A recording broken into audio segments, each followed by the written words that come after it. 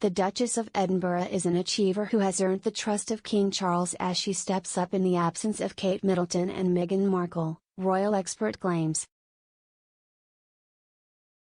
The British monarchy has undergone substantial change over the last few years, with the death of the beloved Queen Elizabeth and the departure of the Duke and Duchess of Sussex, who left the UK for a new life in the US. But amid all the disruption, one hard-working member of the royal family has seen her star continue to rise, the Duchess of Edinburgh.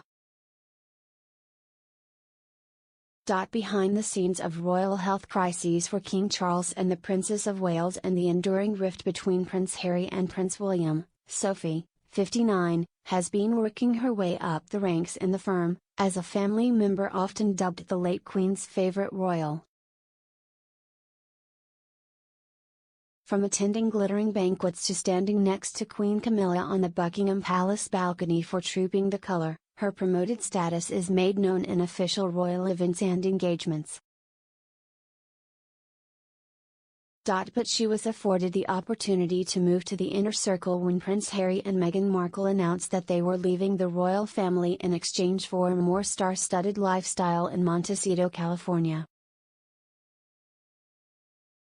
The Duke and Duchess of Edinburgh are now among the few working royals under the age of 70, alongside the Prince and Princess of Wales. With a glaring gap in the monarchy after the young and glamorous Duke and Duchess of Sussex stepped down, Sophie has become a key and crucial member of the firm. This was demonstrated when Sophie was promoted to the top table at the lavish state banquet for the Japanese royals last week, where she was placed right next to Emperor Naruhito at Buckingham Palace.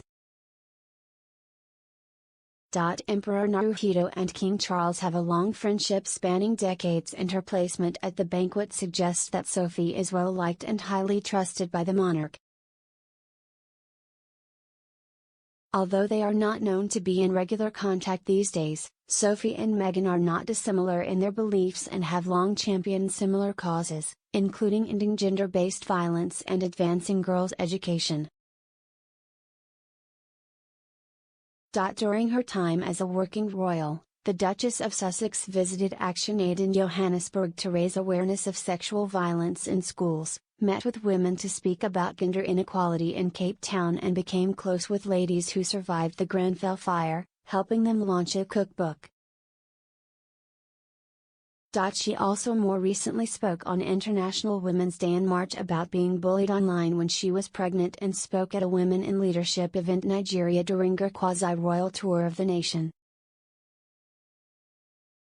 Similarly, Sophie flew to Sierra Leone in 2020, where she visited a women's center, and addressed sexual and gender-based violence, supported survivors, and championed the role of women in peace-building. 2 months later, the Duchess traveled to the Republic of South Sudan and visited various initiatives to protect the safety of girls and women. She also made a surprise visit to Iraq in 2023 as part of her work championing the survivors of conflict-related sexual violence. Royal expert Richard Fitzwilliams, who described Sophie as cheerful, dedicated and attentive, said that she has always been the achiever. The Duchess of Edinburgh is down to earth, which is pivotal, but without attracting adverse publicity, he said. It is Sophie who has been the achiever.